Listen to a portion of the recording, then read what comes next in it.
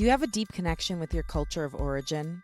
If you do have that connection, do you strive to embrace those individual and communal histories, nurture creative expression, and advocate for a more equitable and compassionate world? Today's guest does just that and will bring you her journey of pursuing healing across generations, the resilience of the human spirit, and the unbreakable bonds of community. Welcome to Unleash Your Inner Creative with Lauren LoGrasso. I'm Lauren LoGrasso. I'm an award-winning podcast host and producer, singer-songwriter, public speaker, and creative coach.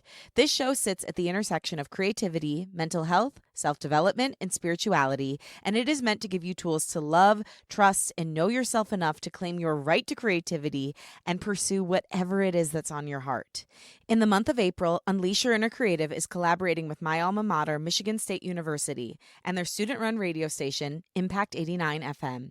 Each week this month, you'll hear from a remarkable MSU student or alumni who is doing great creative work out in the world and or on campus. These episodes will air both on Impact 89 FM as well as on the usual Unleash Your Inner Creative podcast feed. If you're listening on the radio right now, hi, welcome to Unleash. I am so happy to have you in the creative community. If you like what you hear, you can go to Apple Podcasts, Spotify, or wherever you get your podcasts, look up Unleash Your Inner Creative and subscribe to learn more about the show and hear more episodes. You can also rate and review there.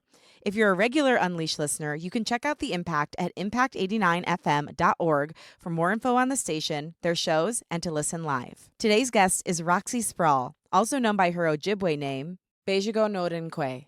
She is a proud citizen of the Red Cliff Band of Lake Superior Chippewa Indians. She's also a graduating senior at Michigan State University studying social work, indigenous studies, and race and ethnicity in the United States. Roxy serves several leadership roles inside her campus community, including leading a research lab regarding racial and ethnic representation in U.S. history textbooks and leading the North American Indigenous Student Organization. Outside of campus, Roxy serves as a board member on the Michigan Indian Education Council, is a 2023 National Udall Scholar, and is a National Building Communities of Hope Fellow for the Center of Native American Youth. As a former foster youth, Roxy is a passionate advocate for Indian child welfare and education policy reform. Her advocacy focuses on uplifting the needs and centering the cultural connections of Indigenous youth and communities. She ultimately hopes to continue learning how to balance love with systemic anger for the sake of collective healing through a wide variety of creative forms of advocacy. That is probably my favorite thing about Roxy and why I wanted to have her on the show. Our world is very individualistic instead of community-centered, which is not really the Native American way. But how Roxy has built her community and made true change through love and connection and through harnessing anger to actually create more love and connection, that is something we can all learn from and utilize in our own lives and creative journey. So from today's chat, you'll learn how to embrace your cultural identity, the transformative power of creative endeavors, how to overcome adversity, use laughter as medicine, and much more. One final thing, in going through the post-production of this episode, it became clear to me that our amazing guest actually had her window open during the recording. And so you will hear a lot of cool ambient noises. You actually hear some birds at one point, but at one point you also hear a siren. And so we're just keeping it really real. I should have reminded her to shut any windows. But anyway, I just wanted to let you know in case you're like, what is that siren sound? Or why does it sound like there's a car on the microphone? Anyway, enjoy the ambient noise. You'll feel like you're right there with Roxy and me. And let's get ready to unleash. Okay, now here she is, Roxy Sprowl.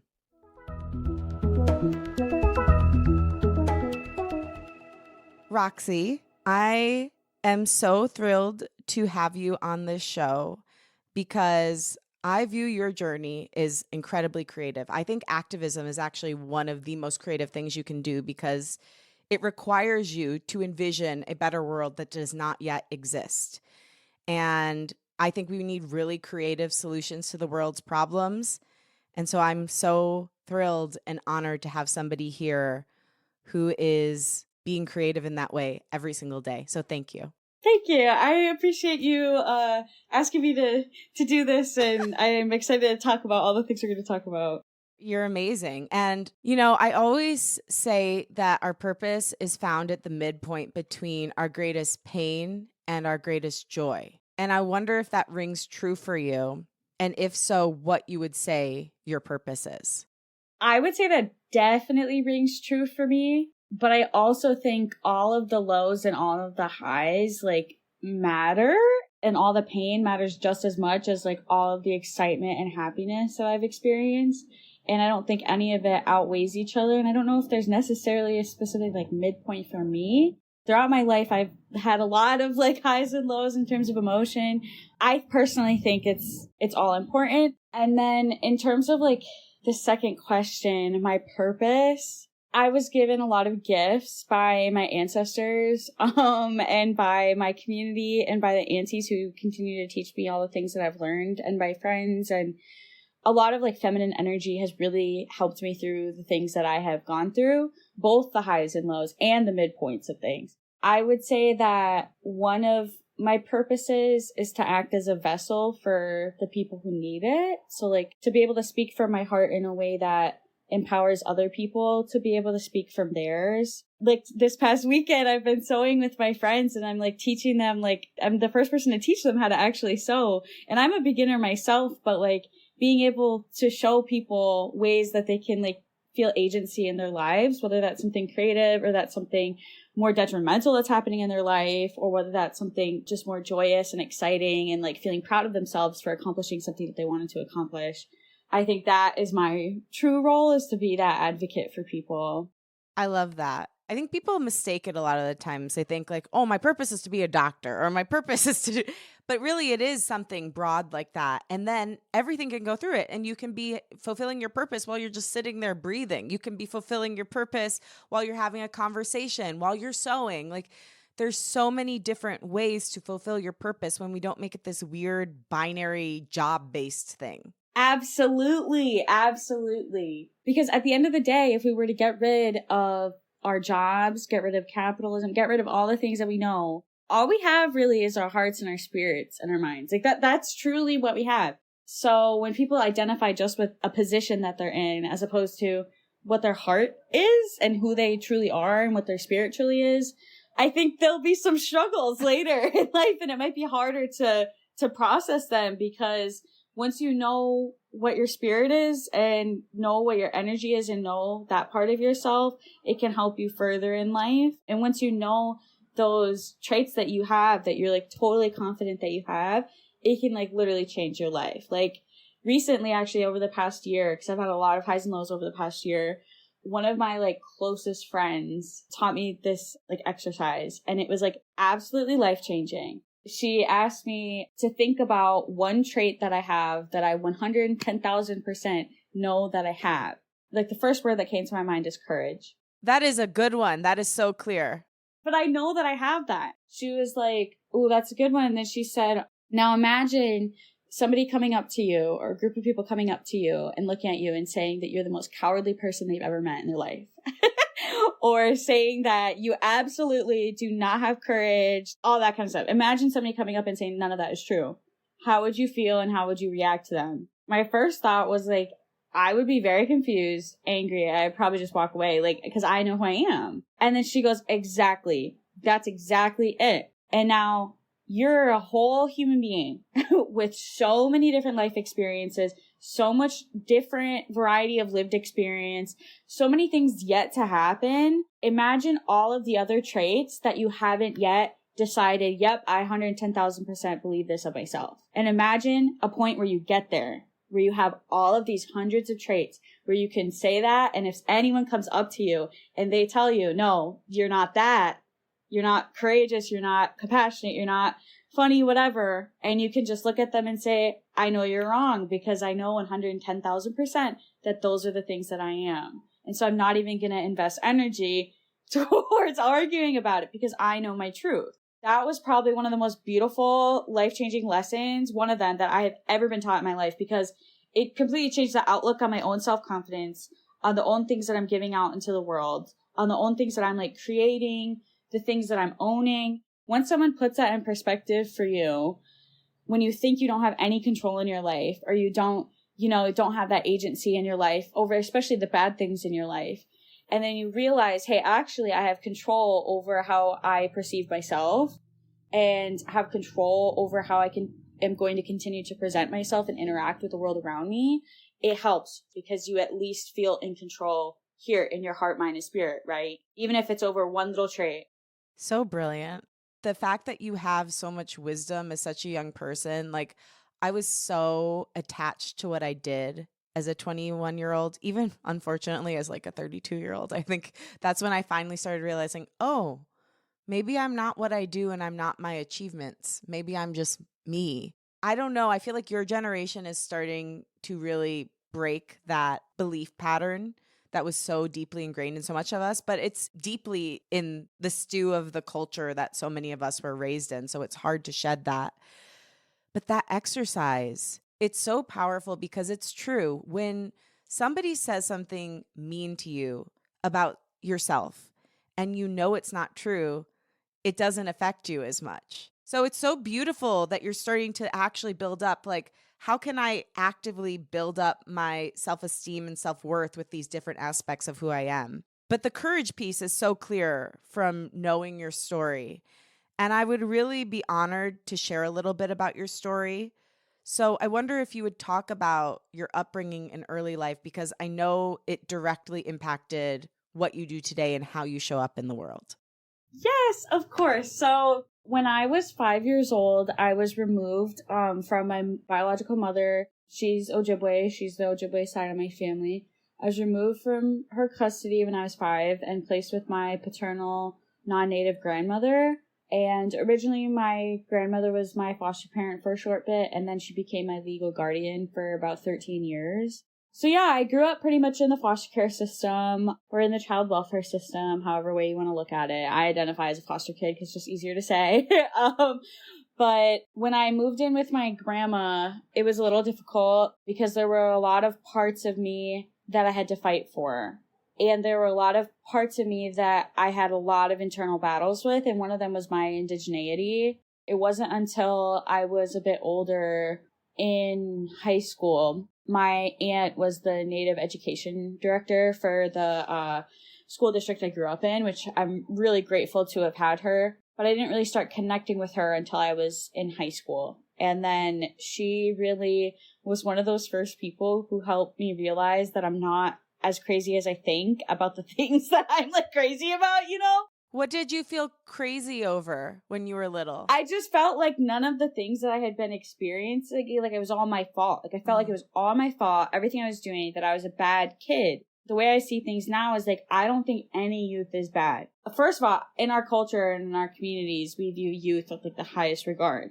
They are one of the closest beings to Creator. And so when I look back at like my younger self, I feel so sad because of all the like internal battles she was dealing with, all of the abuse that she was going through. It makes me sad because it's like, how are people even capable of putting a label of a bad kid onto a 5-year-old for traits that she doesn't even know she has yet, or traits that she can't even control yet? When I was little and in foster care too, I had a Native American outreach worker named Wendy, and she was absolutely amazing. She was one of those people too who really, really helped me tap into that creative energy to like let things out. I used to be like a really angry kid because when you're a traumatized child, like that's one of the ways it manifests is through anger. Plus when you're so small and you have all this, like all these things have happened to you, it's like so much weight on you. It's like you don't know how to let it out.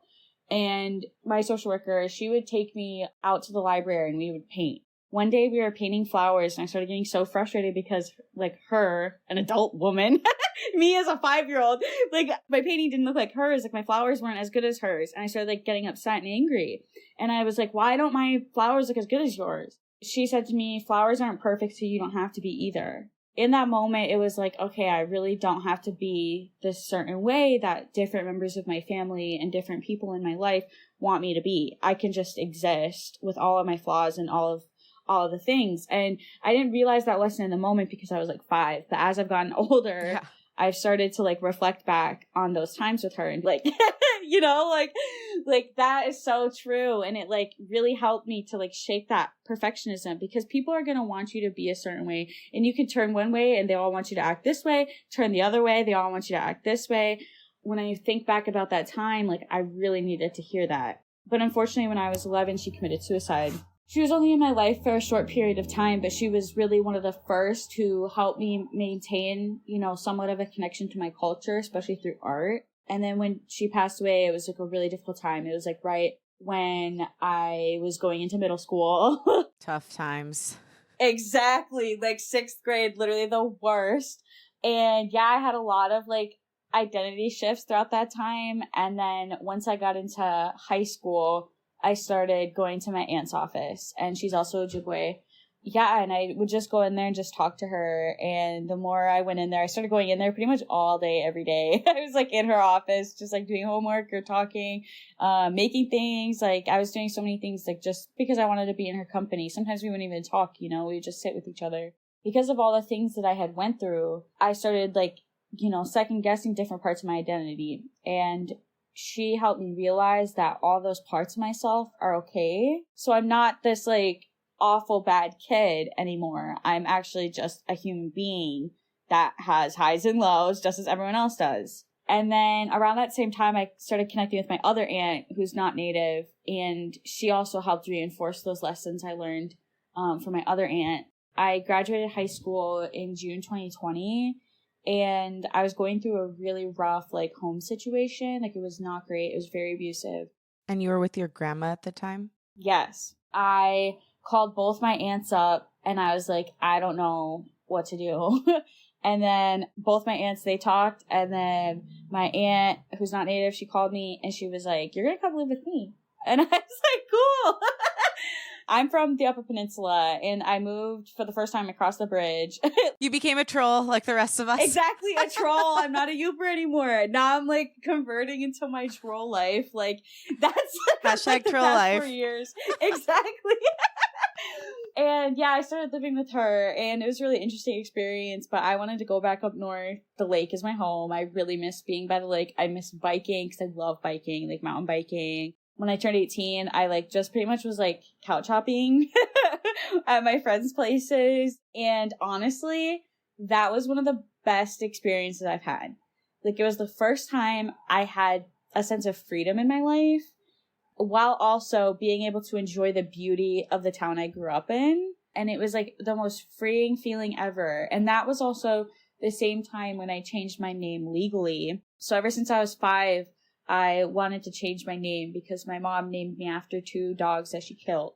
When I moved in with my grandma, first day I moved in with my grandma, one of the things she taught me was to be proud of my name always. She started calling me Roxy from the first day that I lived with her, and it was always Roxy. And she was also one of those people who taught me that you don't have to love someone who's abusive to you. And then in reflecting on like my childhood with her and reflecting on different things that had happened, I carry that and I listen to the fact that she has told me that for years because she has been that person sometimes in my life. Right. Yeah, when I came back up to the UP and was like couch hopping, I finally changed my name because I turned 18 and I finally changed it to Roxy legally. And I finally like became who I am. And that was like an absolutely affirming experience. And I changed my middle name to Mashkwaza Ikwe, which was one of the first Anishinaabe words that I learned that wasn't like dog or an animal or anything like that. It was like one of the first like words that I learned, and it means strong woman. Ever since then, I felt like more secure in myself, even in my lowest moments, because again, I know who I am and I'm proud of my name, you know, and I'm proud of that part of myself now. I want to break down so many things from your story, but like we've laughed a lot throughout you talking about some really painful, dark things. And I know you talk about how laughing is a survival tactic for you. Can you share about that? Yes. I don't know where I found this. I don't know how exactly true it is, but I heard that laughter is a defense mechanism, like an instinct. It's one of those like instincts that we have as humans when we are in defense to like ward off predators. So I was like thinking about it, and I don't know how true that is. So like I started thinking about, wow, if this is like a survival tactic or like defense mechanism, I have a really loud laugh. And I think about a lot of the aunties in my life, and you could probably think of a few even in your own family, people who have those loud, like guttural laughs. When I think about that, it's like there's a lot of things that the women in our communities, in communities of color, in Anishinaabe communities, in Ojibwe communities, in our own respective families, there's a lot of things that our matriarchs have had to go through. Mm-hmm. And the fact that, you know, I carry an anti-laugh, that is an honor to me. In terms of laughter too, I think it's such a powerful thing to bring people together. Every single day of my life, I want to be able to laugh. Even through like the darkest things. Throughout my life, I have like really tried to make that a point, like in the way that I carry myself. Sometimes I think we don't look at why we're fighting for what we're fighting for. Aren't we fighting for the opportunity to feel joy, to have a peaceful moment, to have a laugh? And if we're not allowing ourselves moments of that most beautiful part of being a human, then what's the point of the activism? Are we just fighting for more pain? I think we need the joy to incentivize us and replenish us so we can keep going. 100%. When I started realizing, so I've been very involved in advocacy throughout my undergraduate career and even before then. Mm-hmm. And once I started to realize that I was no longer laughing in the spaces that I should be with the people who I enjoyed being around and the people that I was supposed to be fighting with, once I started to realize I wasn't laughing as much in those spaces, I had to take a step back. And it turns out, genuinely, it was taking a physical toll on my body. My heart rate was extremely high. My blood pressure was very high. My cholesterol was very high. And it was because I wasn't engaging in reciprocal relationships in which I can have those laughing moments and have those fun moments with people who are fighting for the same things that I'm fighting for, right? Once I started taking a step back from some of those spaces and really thinking, okay, I'm going to be intentional about the spaces I'm sharing with others, I went to the doctor and everything's good now. I believe that. And there's so many different ways to be involved in advocacy. I think a lot of people think that it is one way or a different way or whatever. It's like being, because I think there's a difference personally between activism and advocacy. Yeah. I think activism a lot of the time is more of a performative thing and it's more an external thing. But for me, advocacy is like working with people in like an internal way. It's also being an advocate for yourself. That's a type of advocacy. And there's so many different roles that people have in movements for advocacy, whether that's a personal movement for your own, justice in a personal, conflict or situation, or whether that's for a bigger group of people or things, because, there's environmental advocacy and things like that. But I think that there's people who have the gift of being able to be on the front lines, and there's people who are able to be the person who is, yelling at administration or, saying what they need to say, to the people who need to hear it in a very impactful and like gut punching way, I guess. You need people who are like that. And then you also need people who are doing more of the planning, doing the more of the organizing. You need the communicators who are sending messages to each other about events or facilitating, even if it's a roundtable discussion or even if it's like a talking circle or, you need those people who are, able to communicate with others to bring those people in. And then there's people who their role is to be the ones who sit and pray. And they're the people who, in our culture, we lay a same tobacco. When we're praying, we also lay other medicines, but there are people who are praying for you who you can't even see and hear. And there's people who are absolutely rooting for you who you can't physically see, you can't physically hear. You might not have even ever met them. Or you might be in a conflict with them. Or you might not have talked to them in a while. There are people out there who are laying that sema or they're praying for you in whatever way that they do it, or they're sending good energy to you. There are people who are doing that. And I think in a lot of advocacy, that's definitely a strategy too. And that's definitely a very powerful thing. And if it weren't for having all the people that I have had in my life doing that for me in times where I was really struggling, I don't think I'd be where I am today. It really struck me when you said that there's people praying for you that you might not realize. Like two things came to my mind. So when I used to walk around MSU's campus, especially if I was having a bad day, I was feeling depressed that day, I would walk down the street and I would literally picture a little string going from my heart to the person walking by me to like all the people I saw and just like send them love. I'd see like the energy, like white light going out of my chest and going into theirs. And I would be praying for them, and I would just say, like, God, please, like, help their dreams come true, help them have a good day, help them know that they're loved. And it would make me feel so much less alone. And I never told anybody about that back then, but I promise you, every time I did that, my day would turn around. And then the second thing that came to my mind when you said that was, I'm 100% Italian, and I had never been to Sicily until summer of 2022. For some reason, my dad never told me we had family over there.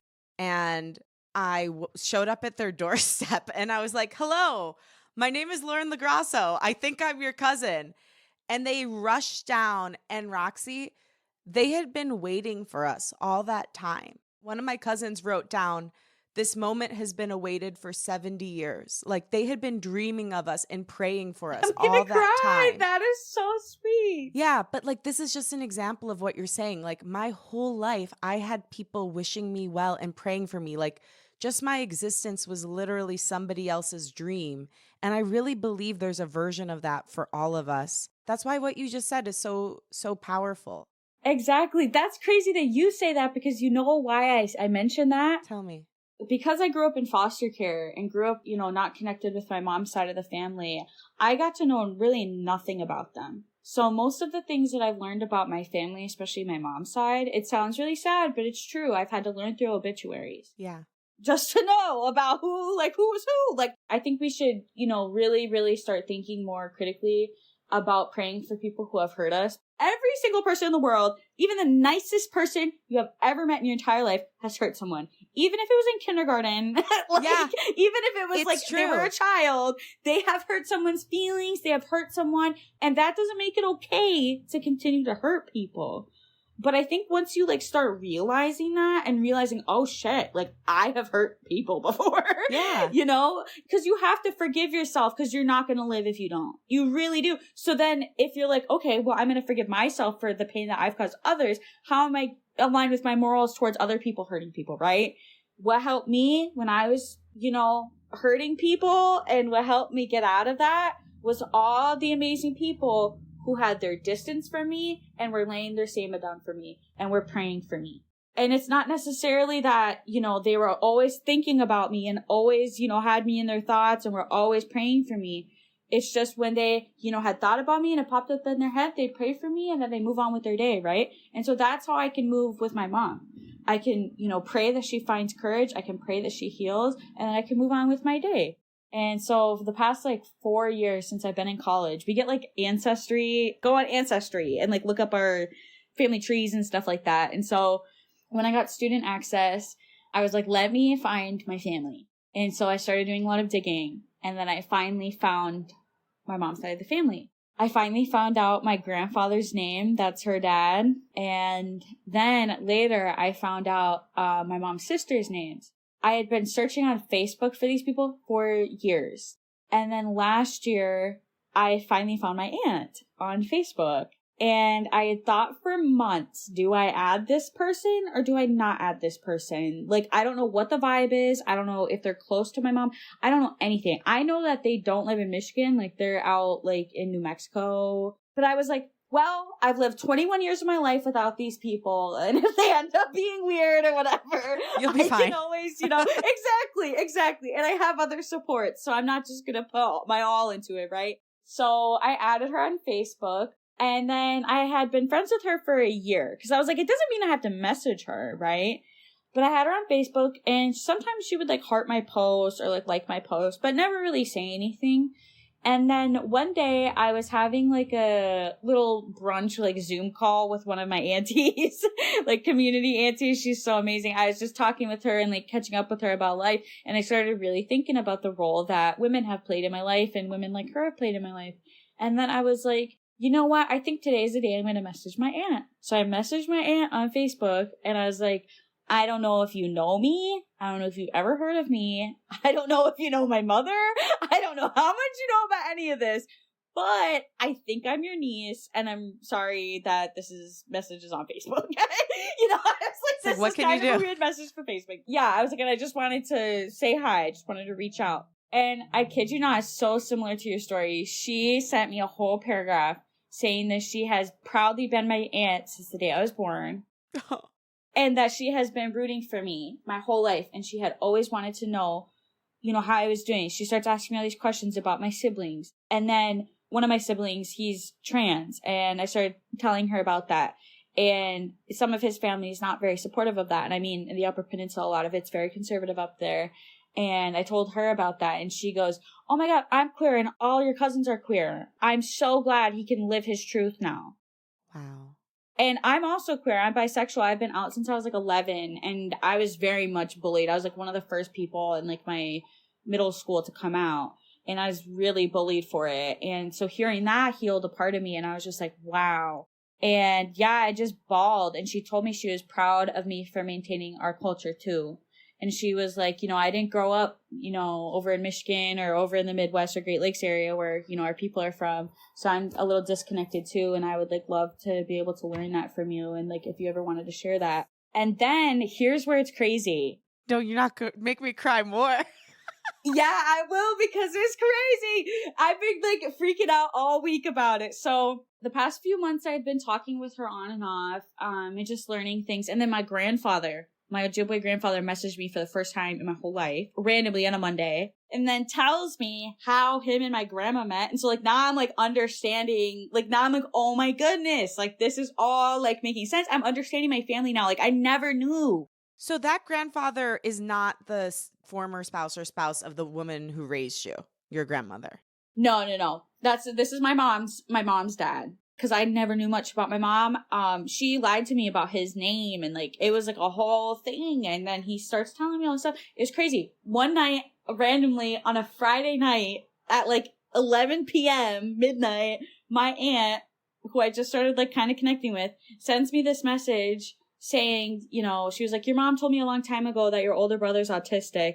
And I just wanted to say, I hope he's doing well. Our whole family are either autistic, have ADHD, or both. I just wanted to say that I am so proud of your brother, and like that, it's a beautiful gift to be able to be neurodivergent. It's truly a gift.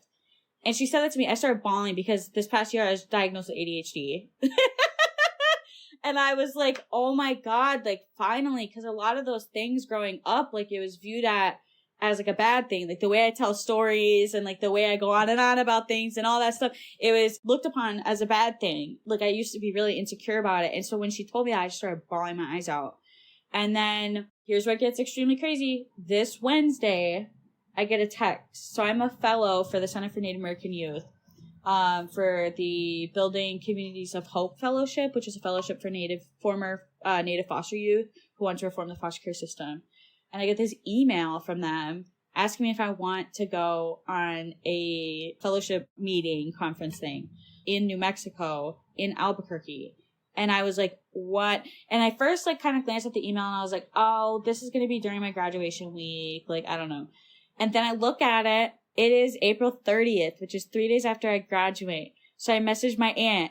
Guess whose family lives in Albuquerque? Hers. Yes, literally my family lives in Albuquerque. And she was like, oh my God, I'm literally clearing my schedule. I can't wait to see you. She's like creating an itinerary. She's like sending me all these things. And that's happening right after I graduate. Wow, what a beautiful gift. Exactly. And it's like, wow. And so when you're sharing your story about your family and like showing up there and then being like, we have been waiting for you, that is like a feeling I cannot describe to people, but that shows it too. And that's one of the things that I learned from my aunt. She has been praying for me for all these years. Imagine all the other people who might have been doing that too. Who still are, that you haven't met yet, or random strangers on the street that might be praying for you. That is what I love about your way of being. I love that you say, like, this part of your bio makes me cry when you talk about, like, I'm really working to balance my advocacy work around love, like feeling the anger that I feel, but also leading with love. Because I think that's such a piece that's missing from so many conversations around changing the world. It's like, yeah, feel that anger, but also if we can't do it from love, like it's not going to last. Absolutely. And I think in some cultures, they view anger with a bad light. And I question how much of that has to do with colonization and how much to do with colonialism and all of those things. I had a conversation back in October. It was also for my fellowship orientation in Minneapolis. And we were talking about these things, and I was getting emotional and I was talking about it too. And I was like, how do I balance like the anger and feeling love? And everyone who was in that room, which was mostly Native people, they all were like, they don't like exist separately. Like the reason why we get so angry, quote unquote, about these things is because we are filled with so much love for our community, with our family, with ourselves, with our people, you know, for other people. That's why we feel that anger. And it's not necessarily anger. It's like a drive. It's a passion. It's that. And so that changed my life. And I was like bawling my eyes out. I was like crying. I was like, what? I was like, that's so true. And then I started to realize that is exactly what all my aunties and all the people in my life have been trying to teach me this whole time. And I also think, this is one of my like sayings, like yes, one of my mottos, give us your Roxyism. Yes, my Roxyism. So one of mine is that nothing ever happens if someone isn't frustrated. Like truly think about it. Like, do you think MLK wasn't frustrated? Like, do you know what I mean? Like nothing has ever happened if somebody wasn't frustrated. But you know, he was filled with love for his community, right? And a lot of our activists and advocates, they're filled with love for their community and they're frustrated and they're quote unquote angry, but it's because they love their community and they want these things so badly for the community that needs it, right? And we can feel that way for ourselves too in our own self-advocacy. And that's why we should do the things that bring us joy. You know what I mean? It's true, because what you're saying, it's basically like you see that the world and life could be and should be more beautiful than it is. And it's like that anger and anguish over the disparity between what you know it could and should be and what it is. And I actually think the only way to fill in that gap is through love, but also allowing the anger and anguish to exist. Like the binary nature of the culture that we were raised in, like it's not working, it's breaking. And so, yeah, like the only way to fill in the gap is to let these things coexist and to influence each other. Exactly. And to not shame yourself when you do feel angry. I think that's another thing that a lot of women feel. Yeah. Is a sense of shame if I like to call them loud energy women. I'm very much a loud energy woman. And I think there's other types of energy of other women, and that's totally fine. I just know that mine is loud. Can I ask you a question about that? So I don't know if I feel shame over being angry. I feel scared when I'm angry. I feel scared that I might hurt someone else, that I might be alienated, that I might be outcast. And maybe there is shame involved in that. But like, how would you advise, especially young women who are listening, who are dealing with feelings of either shame or fear over their own anger and frustration, on how to move through that and build acceptance around it? The first thing is truly finding someone who vibes with you the way you vibe with them. I started thinking that I was clinically nuts. Like, I thought I was like actually going crazy. And I had this feeling like any space that I was in, I felt like I was the craziest person in the room. And so I was like, okay, I can't talk about this issue, or I can't talk about this, or I have to tone down here. And I started like, it was a whole battle in my heart. Yeah. And I didn't want to feel that way anymore. And the first way that I stopped feeling that way was by surrounding myself with people who value those traits about myself, right? So once you know those traits about yourself, do that exercise I talked about earlier. And then once you find those things, be around people who support those things about you and would be up there. You know, it's like your best friend who's like up there, like fighting with the people who are saying like, oh, my best friend Roxy, you. Yes. But like be friends with people who would like go to bat for that trait that you have. Like people who will go to bat, be like, no, she's one of the most courageous people I've ever met, but you're allowed to go walk away. Surround yourself with people like that. And then internally, it's a lot to work through shame. It's a lot to work through feeling like you need to douse your own fire for other people. But also remember, you don't have to be perfect. There's so many different parts of the journey, and there's going to be moments, and that's fine. Like, that's literally so fine. I mean, if it gets to a point where you like, you know, need to talk to somebody, absolutely. But it's okay to just exist some days. But you also know that you want to feel joy.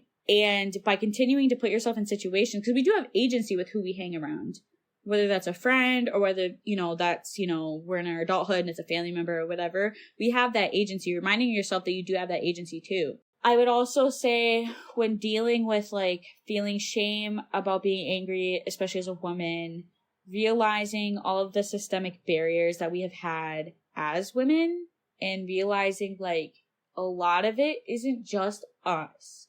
And it's okay to just exist the way we exist. I think it's totally fine to be, a loud energy woman. And it's totally good to be a quieter energy woman who kind of glides her way into a space and, doesn't talk as much. And you need both of those types of, women in your life. You really do.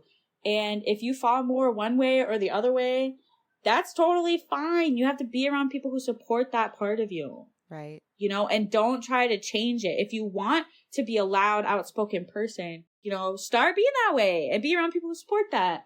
But if you, are more of a quieter person, that's totally fine too. Be around people who support that instead of, making you drain all your energy, trying to be extroverted, Because one thing that I was taught like over the past year, I was taught this last year by one of my professors. I was really struggling in one of my classes, mostly because of the content of the class. It wasn't necessarily the assignments. It was just reading hard historical trauma type things. And tell people what you're studying, because I think that's important context. Oh yeah. I am a social work major. I'm graduating at the end of this month. And I'm minoring in Indigenous Studies and Race and Ethnicity in the United States. And this class I'm talking about was one of my race and ethnicity classes. It was my capstone class. And I was taking it last year. And I stayed after class to talk with my professor, and I was just crying. I was like, how do you teach these things and continue learning about these things and experiencing them? How do you balance all of that and still just be able to think about getting your duties done and your daily responsibilities? How do you balance all that? Because I feel like I'm starting to go a little nuts. And he said to me, we had a really long talk, and he was like, I was taught by somebody else that women of color waste time every single day. And he just said it for a second, and then I thought about it, and I was like, interesting. And he was like, I would say even broader than just women of color, but even broader than that.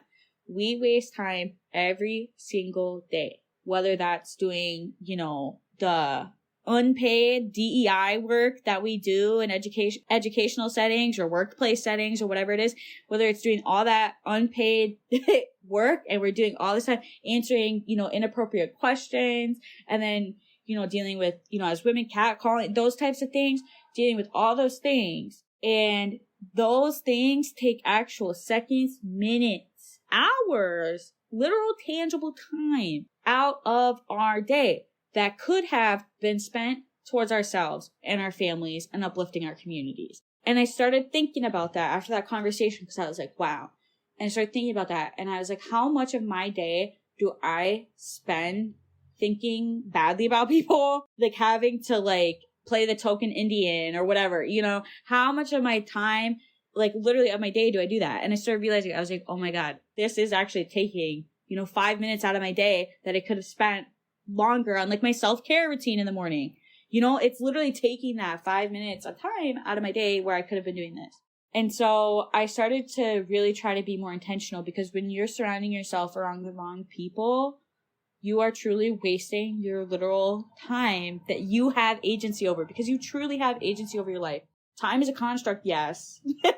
But in the construct that has been built for us, the time is existing. You know what I mean? Yeah, it's a construct, but until we all are we're not going with this construct anymore, we got to live with it. So it's either we all get together across the whole world and make an agreement, or we got to start making different choices. So, okay, Roxy, I want to just get into some of your greatest hits so far, which I can't believe you're only 21. But tell me about the work you did when you were in high school to change the offensive mascot. So when I was 17, I participated in the national speech competition, where you give I think 3 to 5 minute speech about the issue that you think is the most pressing issue in the United States.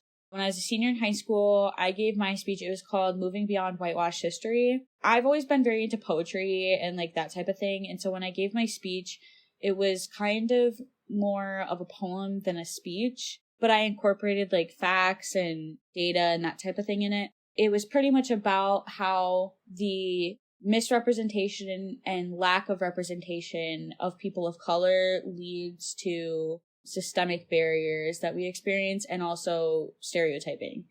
And I had alluded to my high school mascot at the time, which was the Redman. I had alluded to the Redman in my speech. I had won the competition, which meant that I could go to Washington, D.C., which COVID ended up happening, so we did it virtually.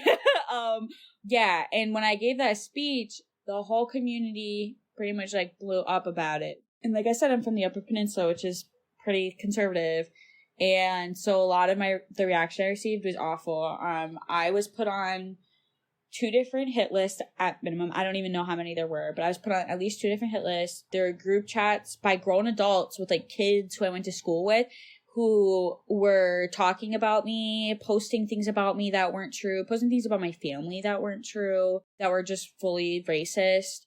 At one point at a school board meeting, one of the people in the Marquette community made this whole like awful public comment about how I'm a suicide bomber. Like that's literally what this person in the community said. It was so messed up. And I was 17 sitting in the audience, like, you're kidding. The people who were like sitting around me and like supporting me at that meeting, they cut his time's up, like cut him off, like he can't be saying this. And the president of the school board at the time said, and I quote, "He has the right to say whatever he wants to say."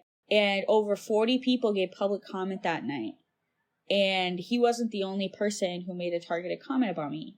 There's another woman who started harassing me after that. It was a whole crazy situation, which now, thankfully, 4 years later, they finally changed their mascot. But you were instrumental in that change happening, right?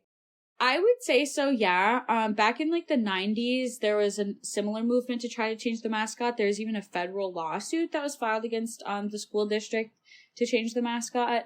It was a pretty similar reaction, mind you, with like without the social media aspect. So there was actually a lot more in-person threats and that type of thing happening. It was awful. And then they didn't change it. And then 20 years later, in 2020, I didn't necessarily start the conversation because there are other Native students who were there who had been talking about it. And I just literally mentioned the word Redman in my speech. And then people took that and ran with it. And it became a whole thing. You know, that was like one of the first things in terms of advocacy that I had done. Wow. And when you were going through all that, like you said, you were just like a 17-year-old girl who was trying to state something that was very obvious and, you know, stand up for herself and her community. How did you take care of yourself while all that was happening?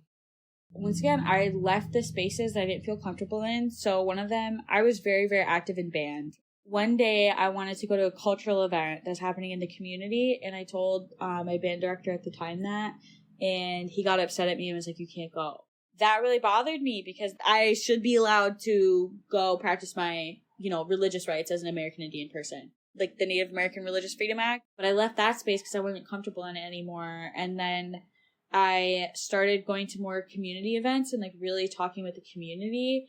And there were a lot of people who really had their arms held open for me, which I will always hold those people in my heart. I was asked to speak at the Unitarian Universalist congregation, which I don't know anything about Christianity, if I'm being honest. And there's no shade to it or anything. I just don't know anything about it. I think Unitarian is like one of the most open parts of that's what I found out. And they asked me to speak for like a community day. And I was like, okay.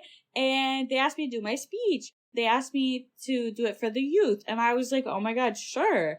And so I went and I was like shocked at like how open they were. I was like, this is so wild. And then I went up and gave my speech, and there are like little kids that are sitting behind me, and they all were like between 2 and 4 years old. Little kids. Yeah. I was like about to cry. It was so cute. And then they got the opportunity to ask me questions. And the person who had invited me, she had told me that they had been learning about me and like learning about community advocacy and like learning about Native history all week. And so she was like, now they have a couple questions. And one of the kids asked me like, how old are you? And that was like the only question they had. I thought it was so cute. And then after that, she gives me this crystal. And she was like, this is a gift from all the kids. They put all their energy into this crystal for you. And it's like one of those little sun catcher things. I still have it. It was one of the sweetest things ever. I cherish it. It's just so cute. it was like things like that, like people who are like inviting me to those spaces to sit with community and like talk with community and do those types of things that like really helped me. And then I also really started getting more into beading during that time. I made my first pair of beaded earrings during that time. And then, one of my friends ended up giving me like a bunch of beads. My aunt gave me beads because she had a bunch that were sitting in her office. And I really started to get creative, and that helped me so much. When I bead and when I do things like that, mostly when I bead, it is such a tedious process that requires so much patience that when I'm doing it, it's like, I can't even describe it. It's like it's definitely a spiritual experience for me. I don't even like feel like I'm thinking of like anything, but I'm thinking of everything at the same time. Yeah, that's called creative flow. And I know when, you and I talked before this, you mentioned your creativity is one of the main ways you reconnect to your culture. Because I feel like that sometimes, I think we talked about this, when I'm making like tomato sauce and I'm physically like crushing the tomatoes with my hands, like something about it makes me almost feel like the full generational line. Like something is so comforting about knowing that like my ancestors 200 years ago were doing the same thing that I'm doing right now, crushing the tomatoes with my hands. What is it for you that when you do beading, when you're in a dancing circle, when, you do these different creative outlets that are tied to your culture, that heals you and connects you to that line? So beading is definitely one of those things for me. I know that my mom does beadwork. I don't know anyone in her side of the family. I don't know if any of them do, but I know that she used to do beadwork. And so when I work with quills, it feels like one of those ways where I can like connect with her, because she would make quill stuff, like stuff with porcupine quills. So that's one way that I feel like, connected to that. Even if like I'm not close with her or anything, like it's still one of those ways where I can continue to pray. Because here's another thing, like when it comes to family that we have, issues with, or and intergenerational trauma in general, we know, for example, I carry the trauma that my mom has experienced, right? Right. And she carries the trauma that her parents have experienced, and so on and so on. And so in order to like undo or fix the scars that, our bloodlines have experienced, I'm working so that I'm not going to continue to inflict the pain onto my future kids, right? Right. So they'll be closer to a healed generation in my bloodline. I would say doing quill work makes me feel that way and like helps me with that. I would say that beading helps me with that. And then this weekend we've been sewing, which is definitely more of a contemporary thing, but it makes me feel like that because my grandma that I grew up with, she was a seamstress for a while. And so it's nice to be able to connect with that.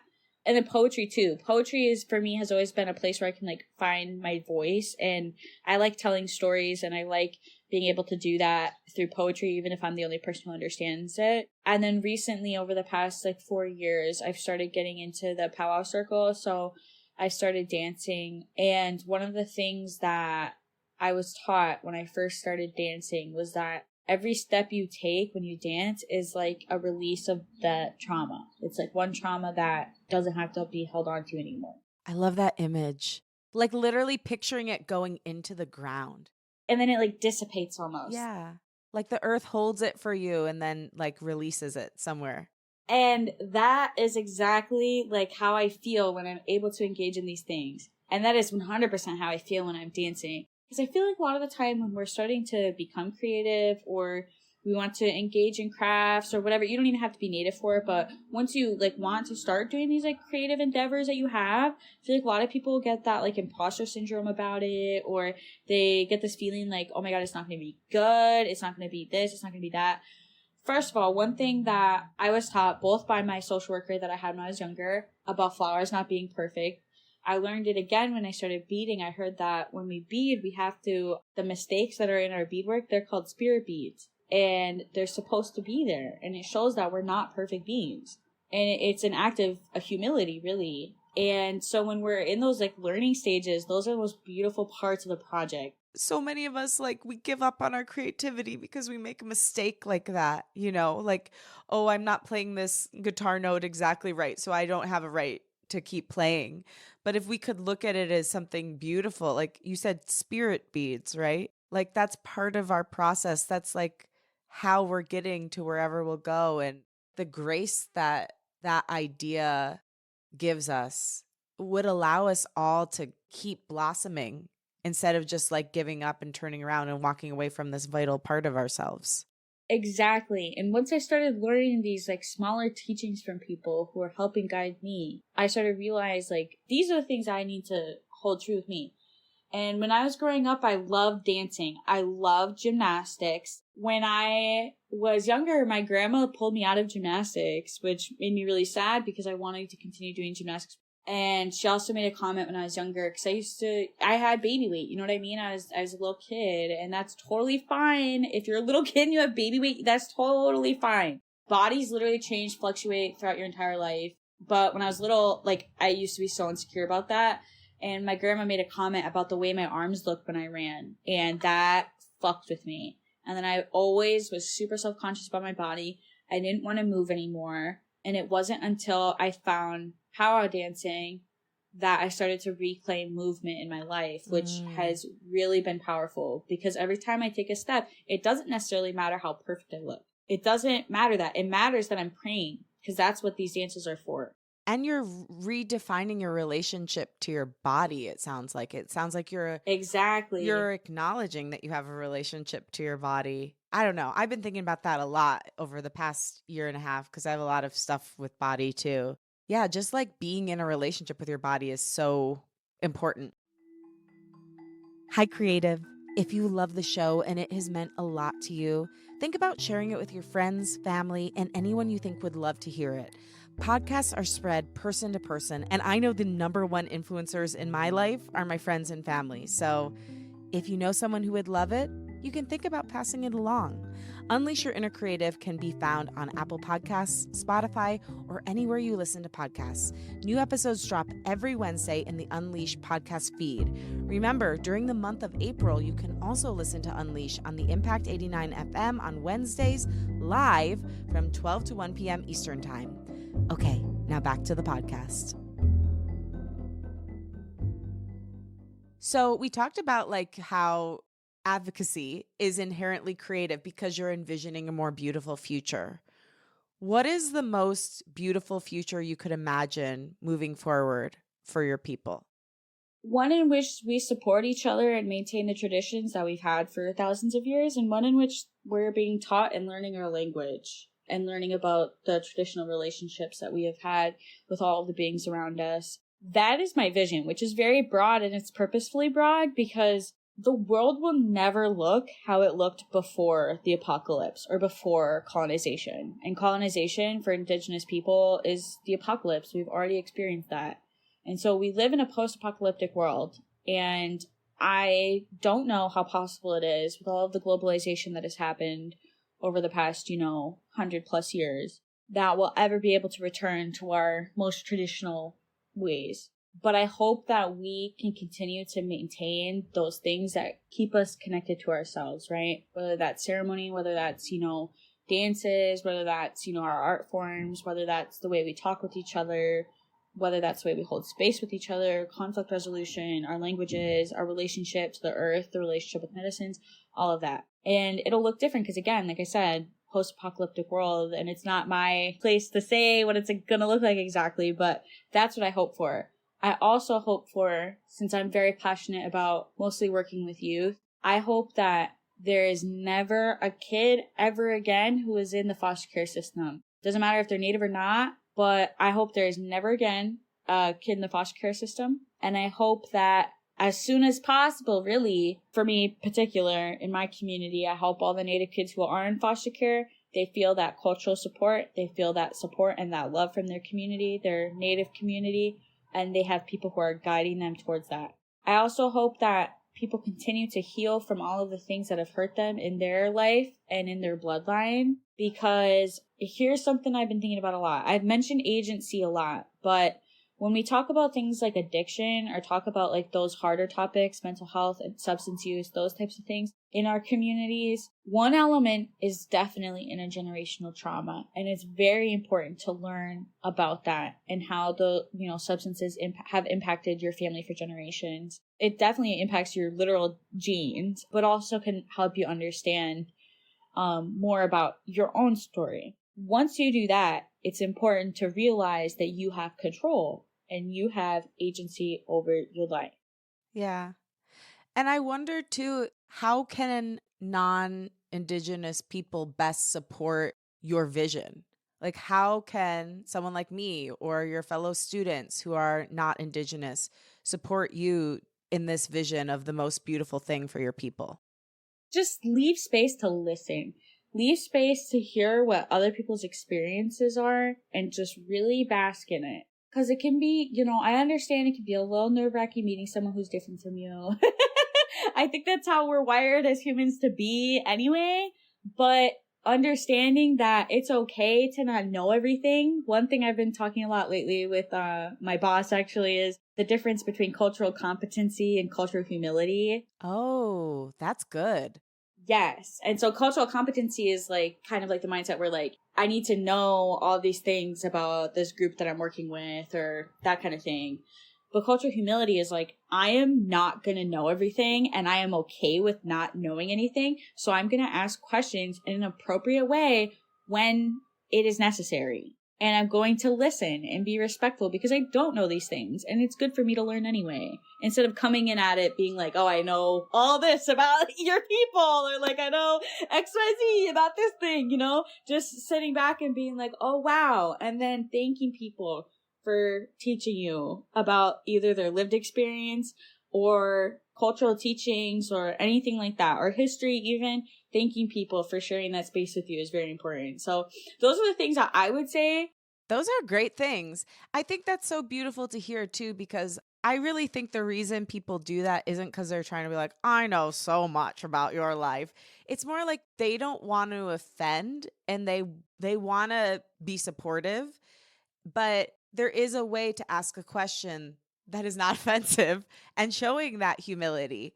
And it's a fine line, but it's like, yeah, build enough knowledge and competency so that you can ask the questions that you need to ask, basically, from a humble place and from a place that allows a person to tell you about their lived experience versus assuming you know. Yes. Okay.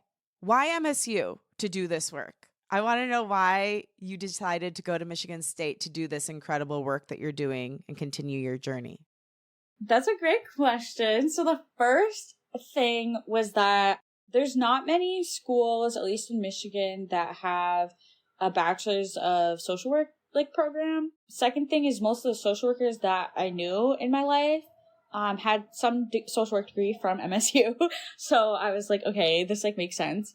And then third, I needed to get out of the Upper Peninsula. I think that's another thing that I encourage a lot of people to adventure and do things that scare them a little. One of the main reasons why I went here was I received the STAR scholarship, which I don't know if you've ever heard of it.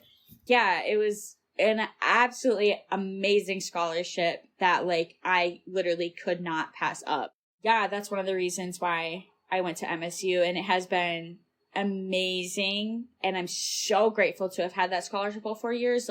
Literally the people I have met from that, literally some of my absolute soulmates, people that I will always hold in my heart. And then the mentorship and support I have gotten from our advisors through the program has been amazing. So that's why I'm going to MSU, but I will be a Wolverine in a few weeks. Oh my gosh. I guess I'd like to end with this. You, in your bio, one of the first things it states is that you're a proud citizen of the Red Cliff Band of Lake Superior Chippewa Indians. What makes you so proud or most proud to be a citizen of the Red Cliff Band? And what would you like people listening to know about the Red Cliff Band of Lake Superior Chippewa Indians? So I grew up away from my specific tribal community. So I grew up with other Ojibwe people around, but from different Ojibwe bands or tribes. And it wasn't until I was 18 that I actually finally went back to my homelands. And I've, over the past few years, have been starting to reconnect more with people who are from there. And one thing that I have learned over the past few years is just how passionate my community is about Indian child welfare. They're always active in those cases and always are, rooting for the kids and protecting kids. So I know my community is very, very passionate about that, which is another thing. I never knew them and they were rooting for me. It's the people and the stories and the culture and reconnecting to that piece of yourself that was always calling you. Roxy, you are a delight, a bold, courageous, inspiring, righteously angry, and loving woman. And I'm so grateful for you just being who you are, allowing us all to step a little bit more toward ourselves, to acknowledge all the pain and the beauty of our lives, of our pasts, and try to make the future more beautiful. And I just want to thank you for being here. And most importantly, thank you for being you. Thank you. I appreciate it. Thank you for being you too. And just know you got me rooting for you. Even if you can't see or hear me, you know it. And you know your people are too. And wait, before we go, I want to say your Ojibwe name, right? Beijigo Noden Kwe. Beijigo Noden Kwe, also known as Roxy. Yes. Thank you.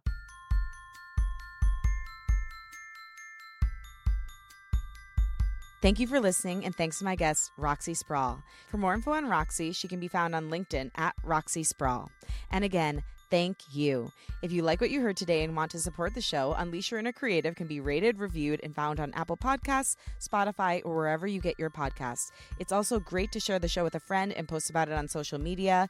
You can find me at LoGrasso and at Unleash Your Inner Creative on all social platforms. Thank you to Rachel Fulton for editing and associate producing this episode. You can find her at Rachel M. Fulton. Thanks to Liz Full for the show's theme music. Follow her at Liz Full. My wish for you this week is that you find the courage to embrace every part of your story with love and strength. I hope that you're inspired to seek healing, understanding, and the joy of reconnecting with your roots, whatever they may be. I love you, and I believe in you. Talk with you next week.